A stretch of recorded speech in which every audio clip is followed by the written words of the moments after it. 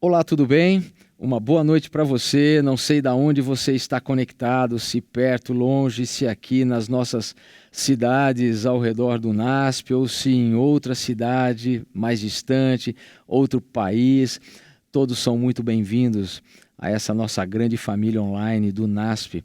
Estamos em uma semana especial e é muito bom ter você em nossa companhia. Todas as noites, essa é a nossa terceira noite e você tem entendido assuntos muito importantes e relevantes para o tempo em que nós estamos vivendo. Por isso nós intitulamos a nossa semana Tempo de Crer. E essa semana ela traz como o seu principal objetivo levar você a ter mais fundamentação em alguns temas muito importantes da palavra do Senhor. E hoje o tema que vamos estudar é um tema que, para os dias em que vivemos, ele é altamente significativo. A pessoa maravilhosa do nosso Senhor e Salvador Jesus Cristo, a sua humanidade, a sua divindade e como nós somos dependentes dessa pessoa maravilhosa de Cristo Jesus para a nossa salvação.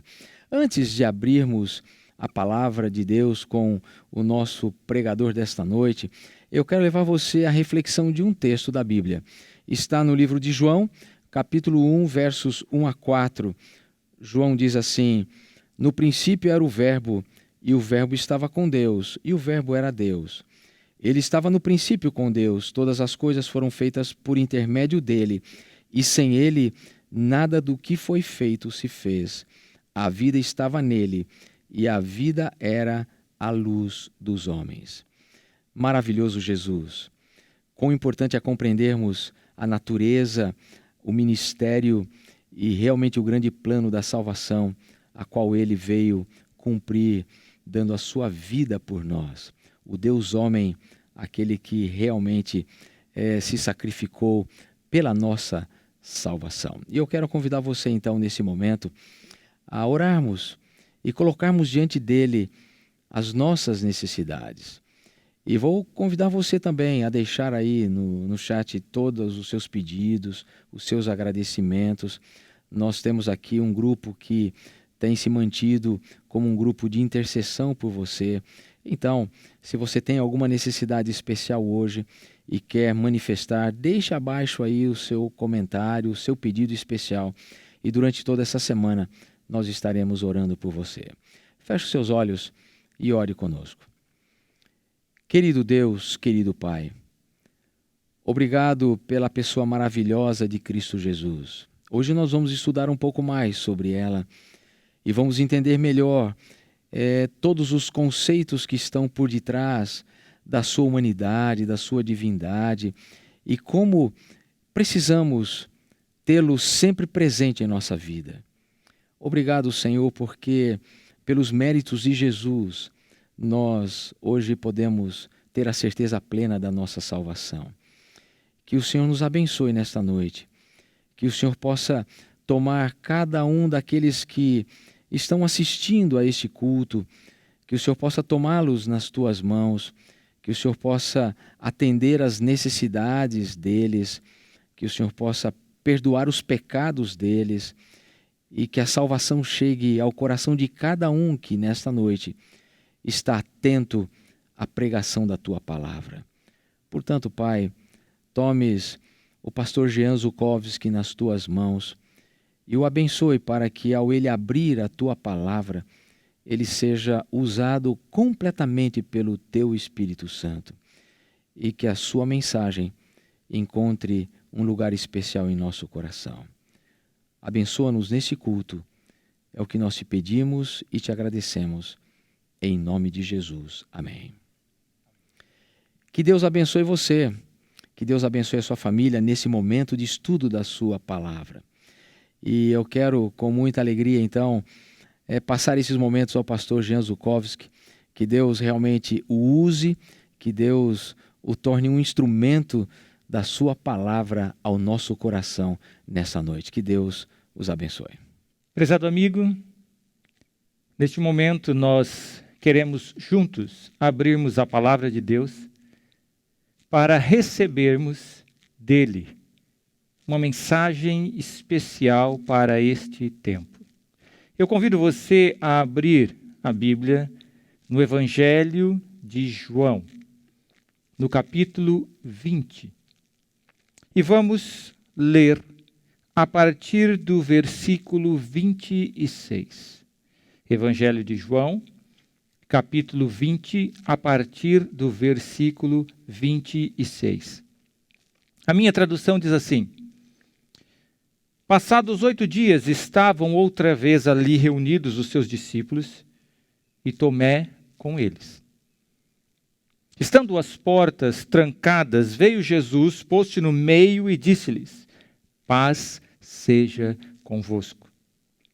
E logo disse a Tomé: Põe aqui o dedo e vê as minhas mãos. Chega também a mão e ponha no meu lado.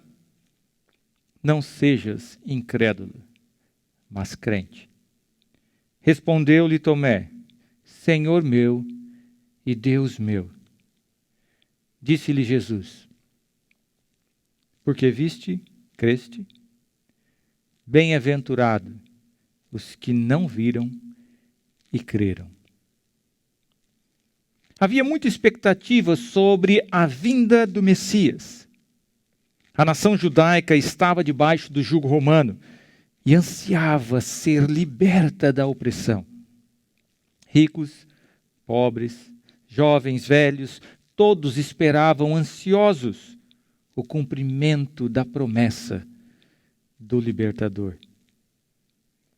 Na lei, nos profetas, estava predito, desde que Adão e Eva caíram em pecado, que um descendente da mulher viria como libertador. Por séculos essa promessa, a promessa do libertador, que viria da descendência de Abraão,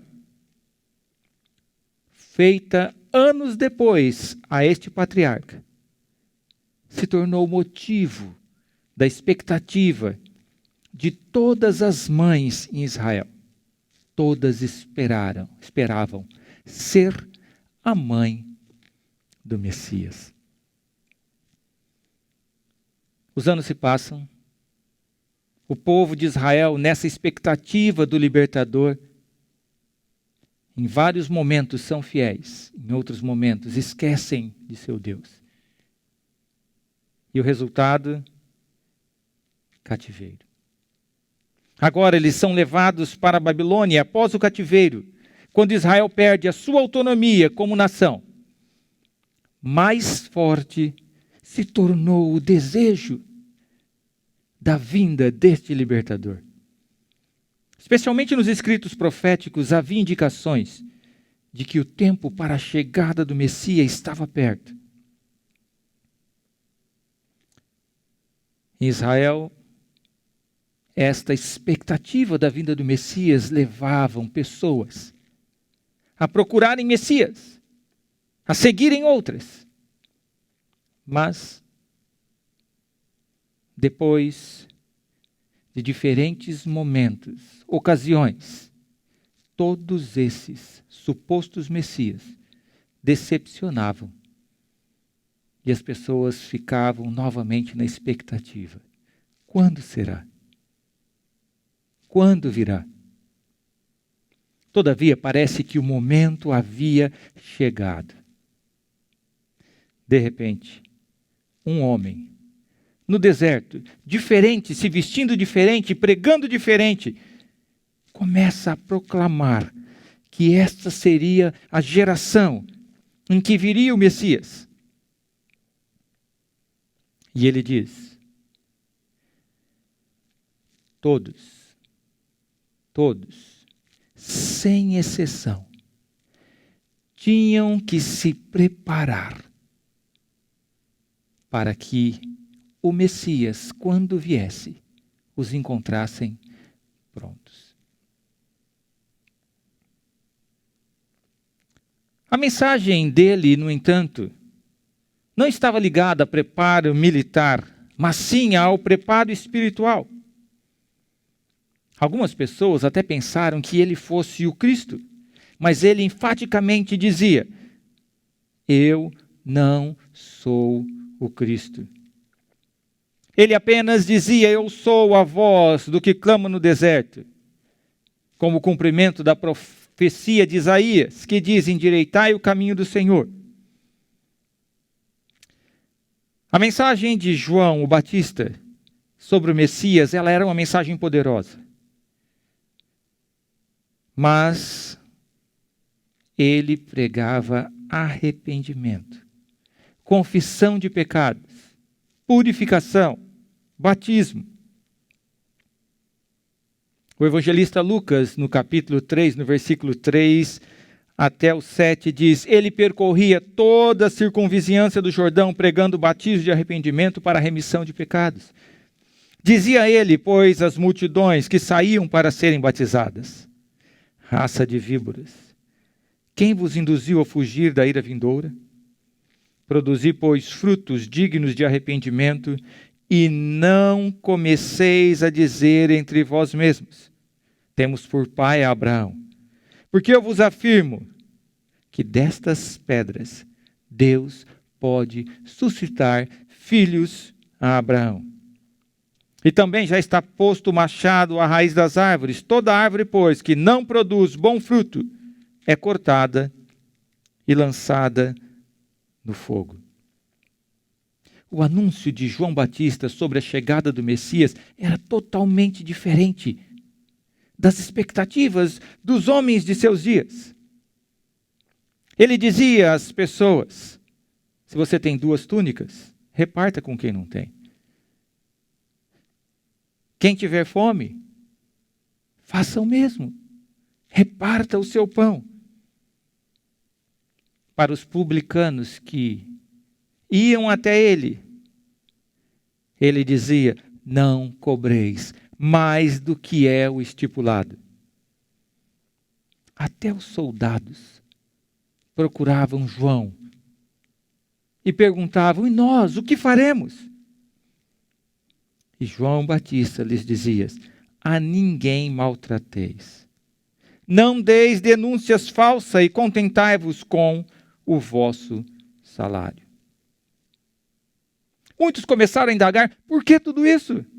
Não seria mais importante educar o povo nas áreas relacionadas com a prosperidade econômica, política e militar do reino? Mas um dia a pregação de João foi significativa, foi marcante. João, que anunciava a vinda do Messias, ele diz: prestem atenção, esse aqui é o Messias. O Messias que eu pregava que viria, veio. No Evangelho de João, no capítulo 1, versículos 29 e 30, retrata esse momento. E diz o seguinte: no dia seguinte viu João a Jesus que vinha para ele e disse: eis o Cordeiro de Deus que tira o pecado do mundo. É este a favor de quem eu disse: após mim vem um varão que tem a primazia, porque já existia antes de mim. Eu mesmo não o conhecia, mas a fim de que ele fosse manifestado a Israel vim. Por isso, batizando com água. João agora afirma que esse homem tem as credenciais para ser o Messias prometido. Ele diz: eu de fato vi e tenho testificado que este é o Filho de Deus.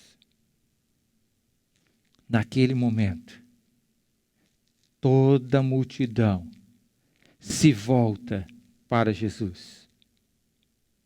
E a pergunta agora que paira na mente de todos é: seria esse o Cristo? O Messias prometido? Quais são as credenciais que ele possui para ser o herdeiro, a raiz de Davi? Alguns dos discípulos de João começam a seguir a Jesus.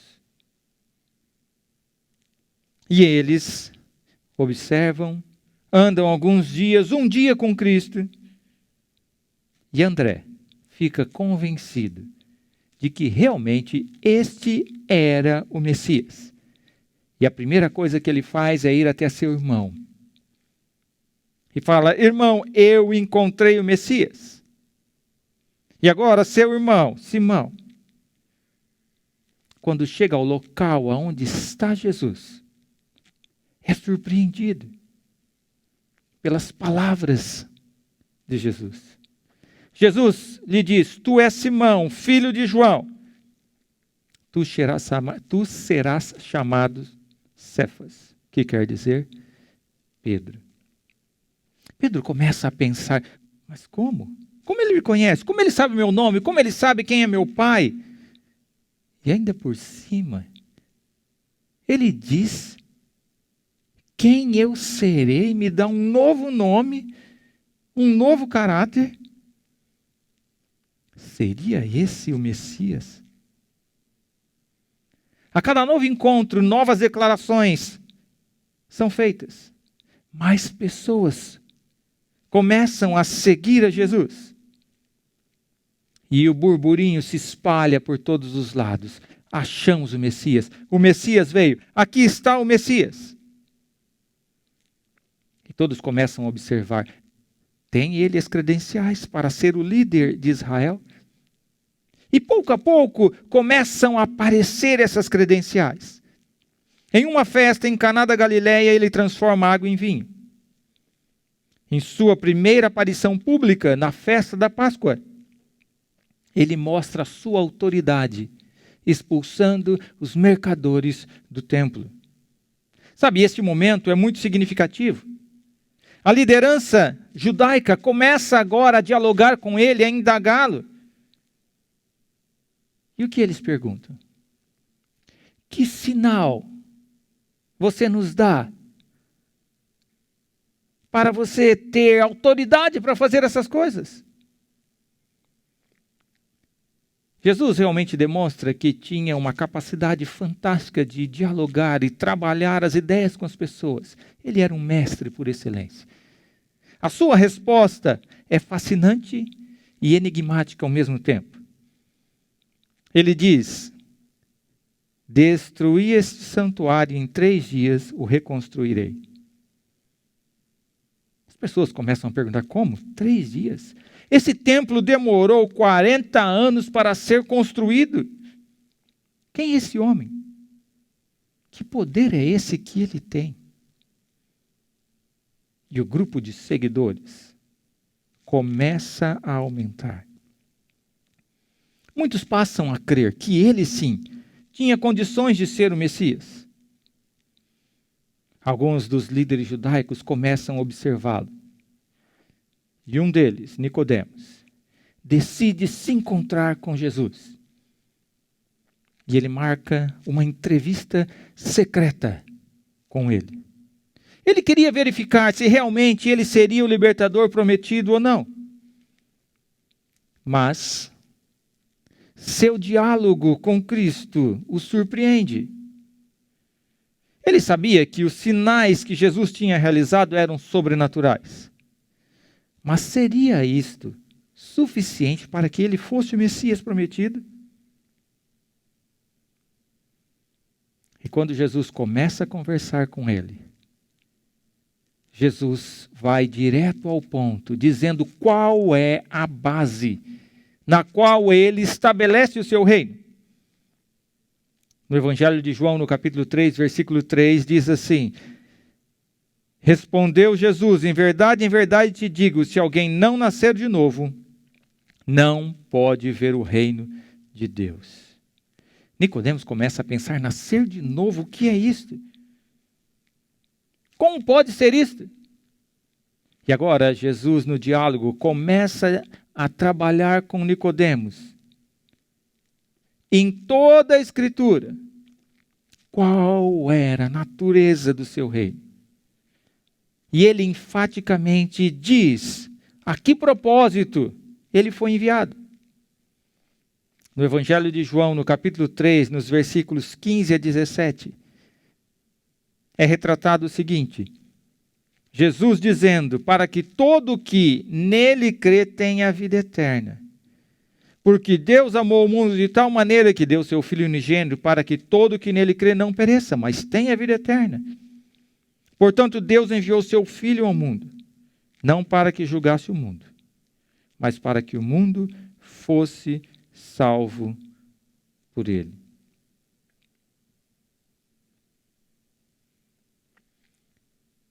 Depois desse encontro, para a surpresa dos discípulos, Jesus volta para a Galileia. E ao passar por Samaria, Jesus dialoga com uma mulher samaritana. E mais do que isso, esta mulher traz muitas pessoas da cidade e Jesus agora apresenta a mensagem do Salvador e se apresenta como Salvador. E muitos creem em Jesus. E os discípulos começam a perguntar: como? Será que o Messias também salvará os samaritanos? Ele não será apenas o libertador da nação judaica? Será que estará incluído também samaritanos em sua missão?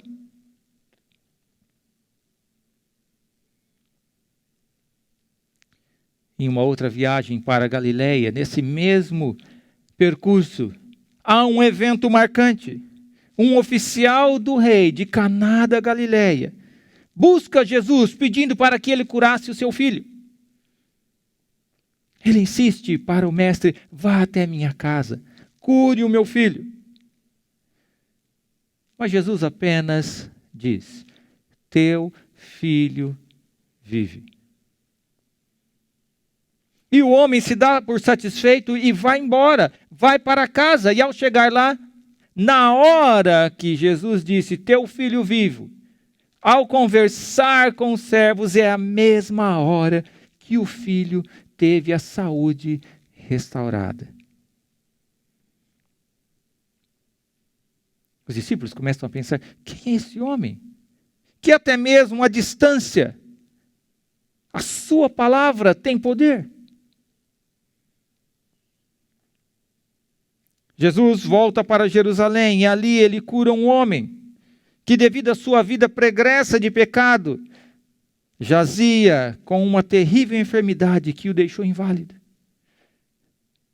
Novamente seus discípulos começam a indagar: mas como? Os pecadores, aqueles que não merecem o favor de Deus, também esses são parte do reino de Deus? E é nesse momento que Jesus começa a deixar claro. Ele se revela como Filho de Deus.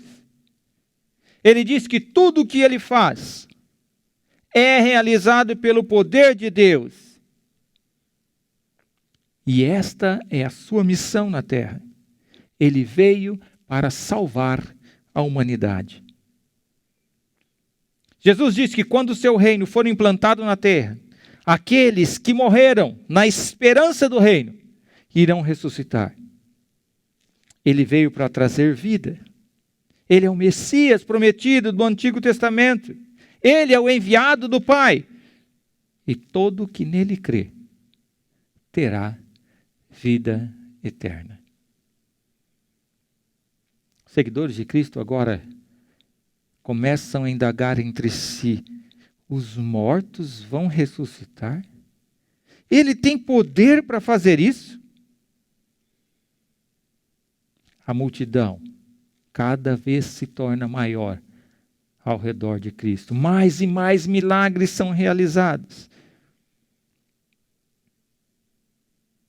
E quando Jesus, num dia, está com uma grande multidão, aproximadamente 5.000 pessoas, ele dá uma ordem estranha para os seus discípulos: vá e comprem pão para alimentar a multidão. Como? Pão para a multidão? É impossível. Nós estamos num lugar longe da cidade e nós precisaríamos de muito dinheiro para comprar pão para toda essa multidão. Mas lá vem André e fala: Senhor, nós temos aqui 5 pães e 2 peixinhos.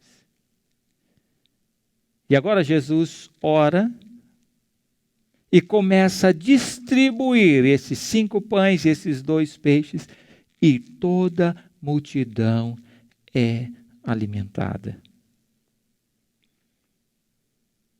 Novamente os discípulos começam a pensar, como? Como ele pode transformar esses 5 pães em alimento para toda essa multidão? Que poder é esse? Todavia, o mais impressionante ainda estava para vir. Jesus agora, quando a multidão quer aclamá-lo rei, e os próprios discípulos estão prontos para fazer isso, diz, vão para o outro lado do lago. Vão para o outro lado, peguem os barcos e vão para o mar. E eu daqui a pouco acompanho vocês. E os discípulos vão e vem uma grande tempestade. E de repente eles veem Jesus caminhando sobre as águas. Novamente eles ficam perplexos. Caminhando sobre as águas. Nós nunca vimos isso. Quem é esse homem? Sim, este é o Messias, este é o libertador, ele é poderoso. Ele pode alimentar as multidões, ele pode curar, ele pode ressuscitar. E cresce neles aquele desejo de ver o momento em que ele vai se proclamar o rei de Israel e vai libertá-los. Eles começam a imaginar, quem pode nos derrotar agora? Mas nesse momento de euforia, parece que Jesus dá um novo momento para eles refletirem, e talvez começam a surgir dúvidas em sua mente. Porque Jesus diz que o verdadeiro alimento que ele quer dar e que eles precisam é a sua carne, é o seu próprio sangue. E ele diz, isso aqui é a base para a ressurreição. Isto é a base para a vida eterna. Muitos que estavam seguindo a Jesus ficam perplexos. Não, eu não entendo. Ele tem tudo para ser o rei e nos liderar contra os romanos. Mas agora, que negócio é esse de comer o seu sangue, a sua carne? E muitos deixam de seguir a Jesus, deixam de crer que Jesus era o Cristo. Nesse momento, até seus irmãos duvidam de que Jesus era alguma coisa. E eles começam a dizer, olha, você fazer milagre aqui escondidinho é uma coisa. É hora de você assumir, se você é o Messias, assuma e nos liberte.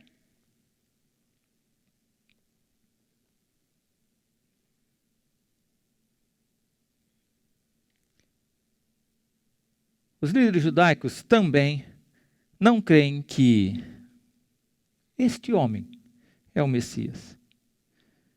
Eles começam a analisar a Jesus e, muito embora ele faz esses milagres, mas o discurso dele não é coerente com aquilo que nós esperamos e precisamos. E agora começa a grande discussão entre líderes, multidão, pessoas. Quem realmente é ele? Quem realmente é o Messias prometido? E eles vão até a Escritura. Não, mas ele veio da Galileia, o Messias vem da Galileia, não viria de Belém. E começa toda aquela discussão teológica. Como é que ele vai libertar? Seria ele? E os líderes decidem que é melhor resolver o problema rapidamente, prendendo a Cristo.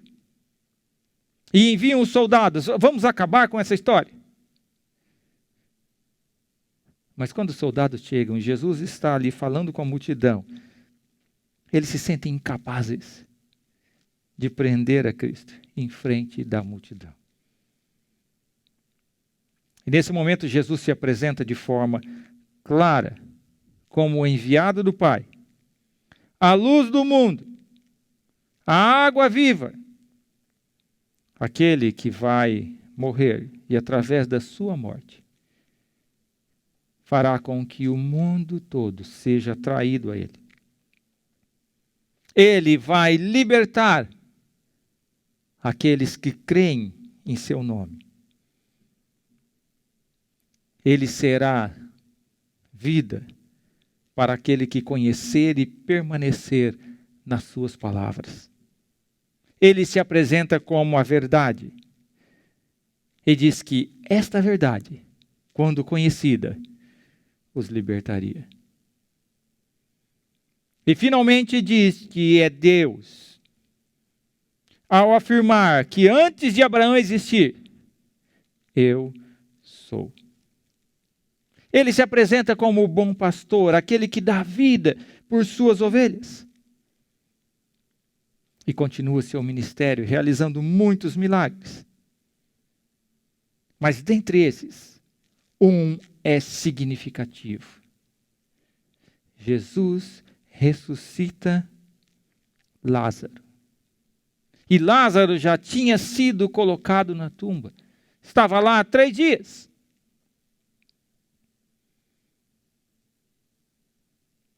Os discípulos que continuam seguindo Jesus são levados a concluir realmente: esse é o Messias. Como não crer que ele é o Messias? Quem pode fazer isso?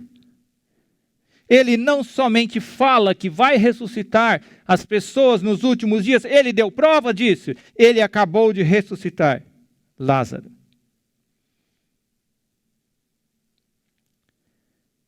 Mas uma coisa interessante é que esse mesmo ato, milagre, a ressurreição de Lázaro, que foi fundamental para solidificar a fé dos discípulos de que ele era o Messias, é o ato que leva a liderança judaica a decidir eliminar a Cristo. Sim, nós temos que eliminar esse homem. Ele vai atrapalhar todos os nossos planos.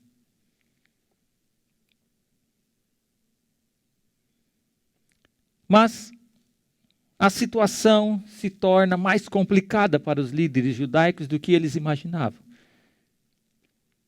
Um pouco antes da festa da Páscoa, Jesus entra em Jerusalém, montado num jumentinho. E as pessoas começam a dizer hosanas e aclamá-lo como rei, o filho de Davi. E pela primeira vez, ele aceita. Ele aceita ser aclamado rei. Os discípulos que acompanham a Cristo percebem aos seus olhos que Jesus agora, nesta Páscoa, vai convocar o seu reino e vai assumir o seu papel de libertador. Eles ficam na expectativa, olhando os momentos em que ele vai realmente se proclamar o rei e liderar a revolta contra os romanos. Mas no seu diálogo particular com os seus discípulos, Jesus começa a dizer que ele vai embora.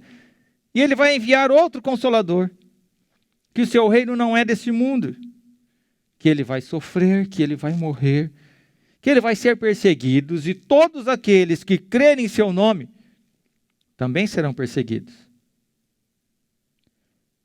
Eles, porém, deveriam ficar tranquilos, que ele iria interceder por eles diante do Pai, lá no céu, e tudo quanto pedissem em seu nome lhes seria concedido. A festa da Páscoa chega, Jesus é preso e é morto. Mas como? Não era ele o libertador prometido? O que aconteceu? Por que ele não usou o seu poder, fez tantos milagres para se libertar? Será que nós estávamos enganados? Com uma tristeza profunda no coração, os seguidores de Cristo, os discípulos, se preparam para enterrá-lo. E ao passar o sábado, eles vão se preparar para embalsamá-lo. E logo cedo, no primeiro dia da semana, eles chegam ao sepulcro. Para sua surpresa, o sepulcro está vazio. Primeiro pensamento que vem à mente deles é: roubaram o corpo. Como? Eles podem ser tão cruéis, mataram a Jesus, ainda roubaram o corpo? Mas Jesus aparece para os seus seguidores e dizendo: eu estou vivo. Para dois deles no caminho de Emaús, ele explica toda a sua missão, como estava predita no Antigo Testamento e que eles não tinham percebido. E a notícia agora começa a se espalhar: Jesus ressuscitou, ressuscitou. Mas os discípulos estão ali temerosos. Não, isso daí você teve uma visão, e isso não, é impossível, isso não aconteceu, você está sonhando. E quando eles estão lá, temerosos, fechados, Jesus aparece no meio deles. E eles realmente percebem que ele está vivo. Tocam nele e eles começam a entender o significado do que é ser Messias. O que é ser libertador. Qual era a missão de Cristo? O que significava Jesus ser o redentor do mundo? Eles começam a entender que Jesus veio a esse mundo para representar o Pai. Ele veio cumprir a promessa de Êxodo 25:8. E me farão um santuário para eu habitar no meio deles. Agora eles começam a entender: nós podemos saber o que é realmente o caráter de Deus e quem é Deus. Porque Deus se fez presente conosco, Deus se tornou homem. Ele é o Emanuel, o Deus conosco. Ele veio realizar a vontade do Pai, que é salvar a humanidade. Ele é o Deus que se fez carne, que habitou entre os homens e pagou o preço do pecado. Ele é o sumo sacerdote que intercede diante de Deus pelos homens lá no céu. Ele também é o juiz que proferirá a sentença de libertação àqueles que creem em seu nome. Ele é aquele que oferece vida em abundância. Ele é aquele que prometeu voltar e levar todos os que creem em seu nome para o céu, a fim de estarem com ele por toda eternidade. É por isso que no Evangelho de João, ele apresenta que, na verdade, tudo aquilo que Jesus fez diante dos seus discípulos, muitos dos sinais que foram escritos por João, foram escritos com um propósito. Eles foram registrados para que creiais que Jesus é o Cristo. Jesus é o Messias prometido. Ele é o Filho de Deus. E para que, crendo, tenhais vida em seu nome.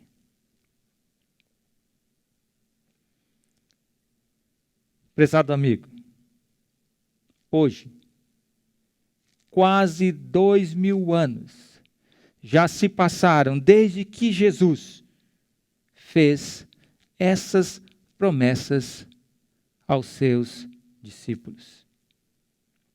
Ele, pelo ministério profético, deu evidências de que um momento no futuro ele viria e deu sinais para sabermos quão perto estaria a sua vinda.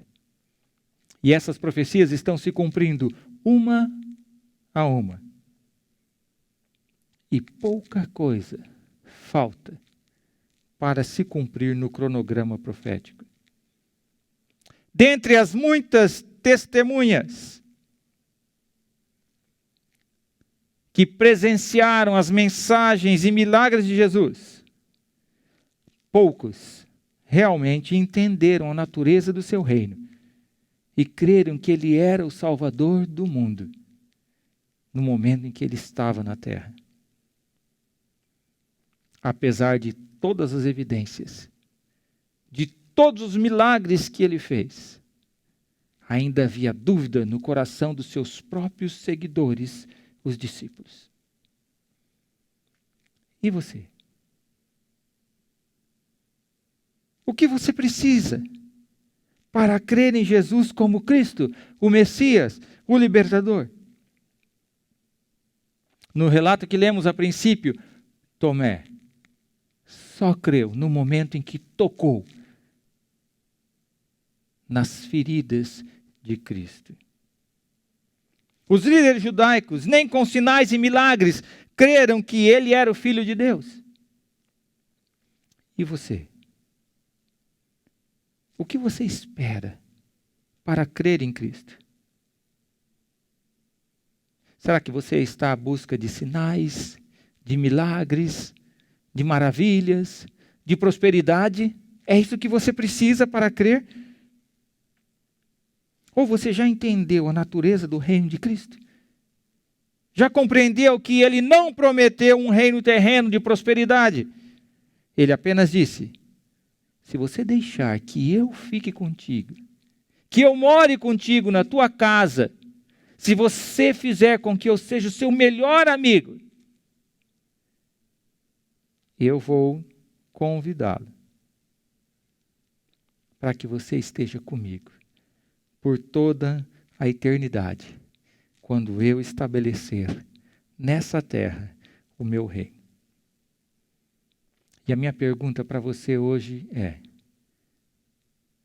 o que você está fazendo de Jesus chamado Cristo?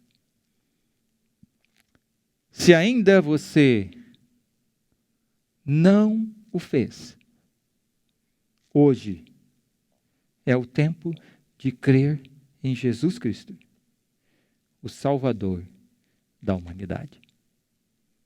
Vamos orar?